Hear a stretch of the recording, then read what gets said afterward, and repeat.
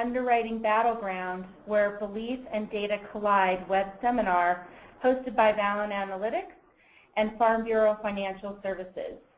I'm Kirsten Marr, VP of Marketing for Valin. We will begin by introducing our featured speakers.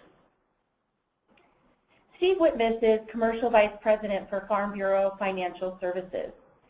Steve has held several positions at Farm Bureau, including running specific business units and as a regional claims vice president. Steve began his insurance career at Farm Bureau Insurance Company of Nebraska and joined the Farm Bureau Financial Services Organization in 2003. Matt Frazier is head of workers' compensation strategy for Valin Analytics, an advanced data and analytics company.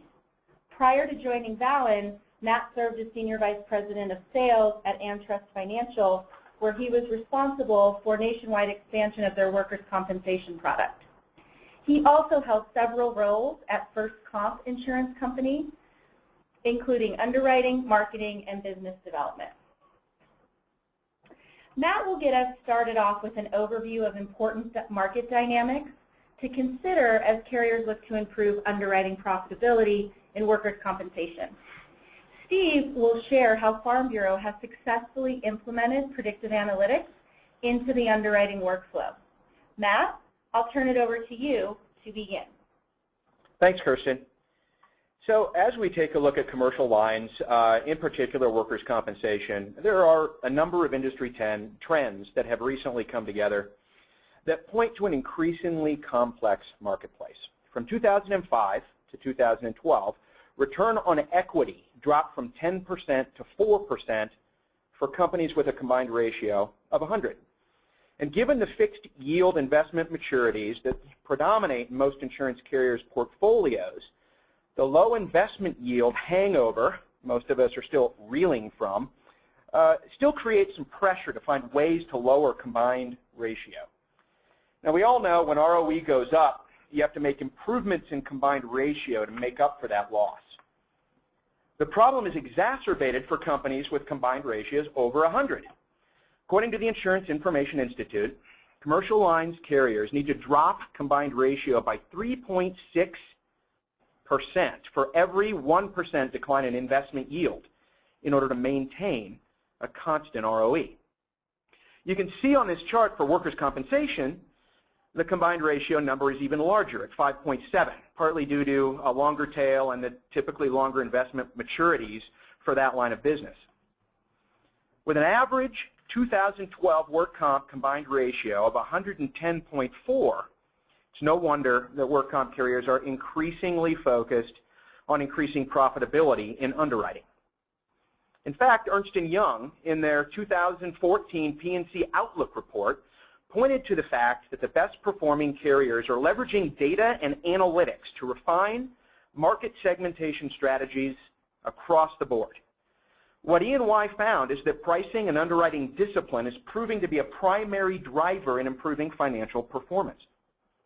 The word discipline here speaks to using better tools to promote consistency and increased rigor with regard to pricing, to risk, policies that need to be priced higher, and finding competitive advantage in some of those pools of policies that are significantly better than average. They also call out work comp as a line of business showing promising signs of combining strong pricing with moderating loss performance to drive underwriting profitability. Bottom line, there's a more sophisticated market emerging, which is creating a greater urgency for individual carriers to maintain their competitive advantage. Today, the market spells opportunity for those willing to embrace new analytics technology and possibly doom for those that are last at the lunch table. One place we see increasing sophistication is around risk selection and pricing. One leading indicator of increased market sophistication is the number of carriers we've talked to in the last couple of years that worry deeply about adverse selection and how in the heck to measure it. Notice Company B in the exhibit on the screen now. Company B has decided not to embrace analytics to better separate risk along the entire spectrum of available predictive characteristics, let's say. They underwrite and price based on the traditional approach, indicated by the horizontal line in the chart here. They maintain a conservative overall pricing and risk selection perspective. But better risks are largely subsidizing the worse risks within their portfolio. Company A enters the marketplace using a data-driven strategy, and using the latest tools systematically capitalizes on non-obvious risk characteristics. As a result, Company A's pricing strategy segments risk in Company B's portfolio in a way that systematically gives Company A the competitive edge for business that's shown in green here. Company A eats that market share. Company B ends up with the business in the black, or as it were, in the red at the pricing levels which the market is clearing at. Why? Because carriers with more sophisticated pricing methodologies win more of the best risks and do a better job avoiding the bad risks, or at a minimum, doing a better job of pricing to risk those exposures that are on the high end. Those bad risks end up being written largely by the competition at rates that are inadequate. Being able to identify whether adverse selection is happening to your portfolio is critical. And the sooner you know, the sooner you can take action to protect your market share. To put the situation into a predictive analytic frame here that we'll be talking about in just a bit, we often talk about deciles or bins into which these predictive analytic technologies will categorize populations of policies. The better risks are typically given a score of 1, 2, and 3, as evidenced by the graph on the screen there. The average risks, let's say a score of 4, 5, and 6, and the worst risks in a portfolio are given a score of 8, 9, and 10. This is just one way to think about a prediction or a predictive score. If a carrier's portfolio score overall is trending up, it can indicate adverse selection. If the pricing is not trending up with the portfolio scores, it may indicate rate inadequacy, or what I call adverse selection inertia, which, if not proactively addressed, can be the end of days for a carrier. This bin framework will come up again a little bit later as we start to dialogue about predictive analytic implementation. So let's take a look at how market share breaks out in work comp today. When you look at a quick snapshot that shows the distribution of market share by the 110.4 2012 average combined ratio, it illustrates how market share consolidation can play itself out over time. Today, 20% of the market is writing at an underwriting profit, and 44% writes at worse than average performance. For a moment, let's focus on these two groups.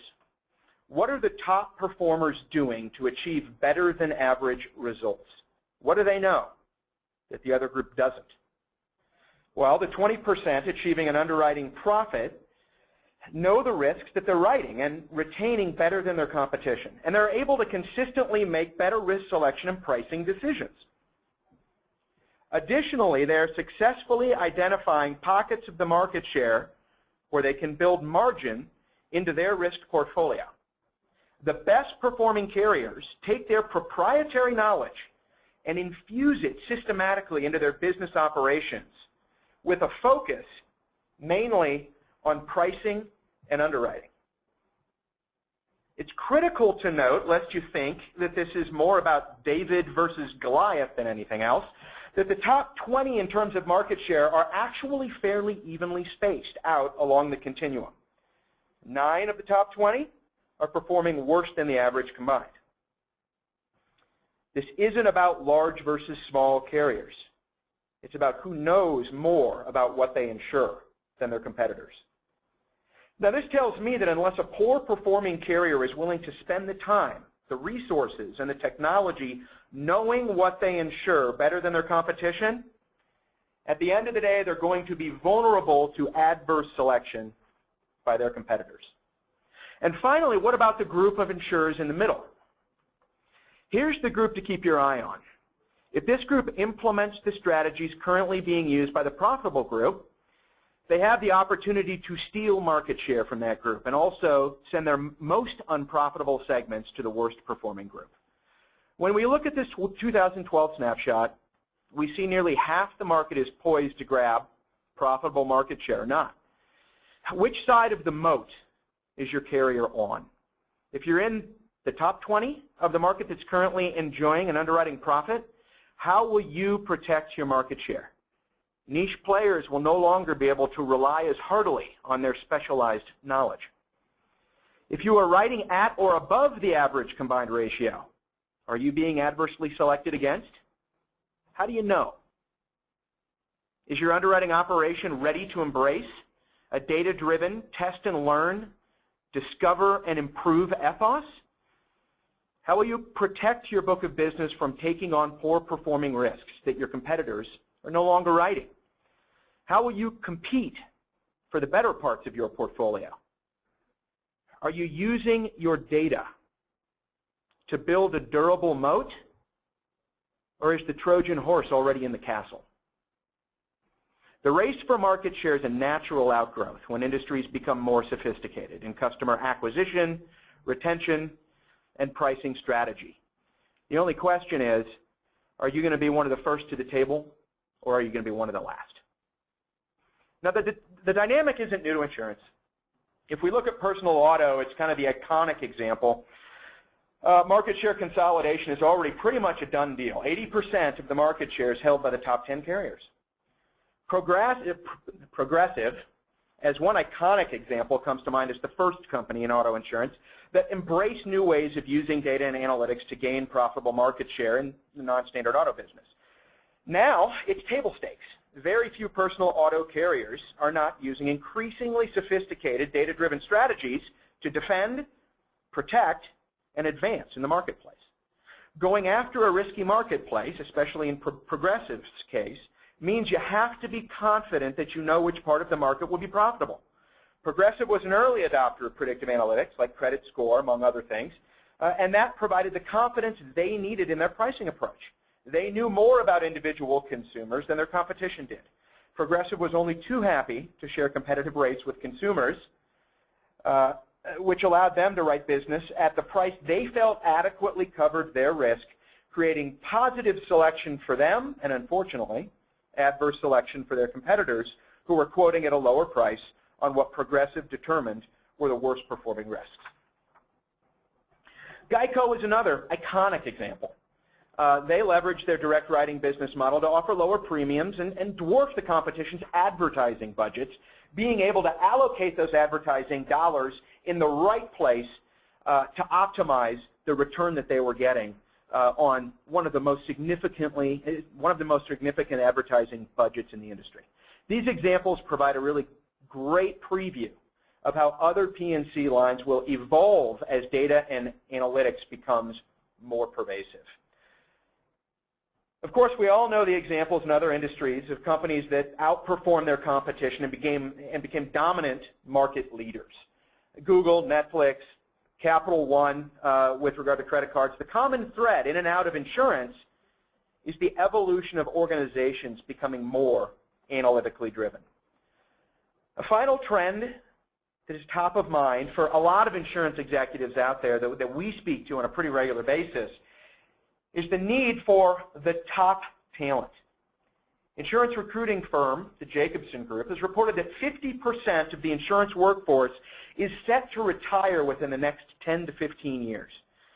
And that's at least 200,000 new positions that will be added by the year 2020. At the same time, McKinsey noted in a May 2010 report that 20% of specifically the underwriting workforce is nearing retirement, and they estimated we will need 25,000 new underwriters by 2014. Who's going to replace them? How are you going to translate that knowledge from your most experienced and tenured underwriting staff to some of the younger generation, some of the new millennials that are coming in? It's the younger generation, as 50% of the U.S. workforce will come from that millennial generation in the next 5 years or so. Before considering the needs around training a more junior workforce, the industry is pressed with the question, of whether this younger generation will see insurance, specifically the insurance sector, the P&C sector, as an attractive industry with exciting career potential. And as many insurers now lament, recruiting competition for analytics talent is fierce. Our industry is in competition with the likes of Facebook and Google and LinkedIn and Netflix and any other technology company that you can throw into the ring. Many studies have been conducted on what the millennial generation takes into consideration when making career decisions. On the screen is just a sample list of questions they often ask themselves about a specific job opportunity. We need a way to communicate that insurance offers an incredibly valuable service to consumers and businesses alike. It provides some of the essential fluids, some of the glue that helps society run, that helps it run efficiently and effectively. It helps facilitate home ownership and entrepreneurship through shared risk. And we have an incredible opportunity for bright, talented minds to innovate using advanced data and analytics to improve underwriting profits and to make durable an industry that at the end of the day is one of the major gears that helps the economy run. The macro trends that we reviewed today are just some of the evidence of a more sophisticated and complex marketplace. This more complex marketplace requires new rules of engagement for not only acquiring and retaining profitable business, but for better understanding business as we move forward into a brave new world.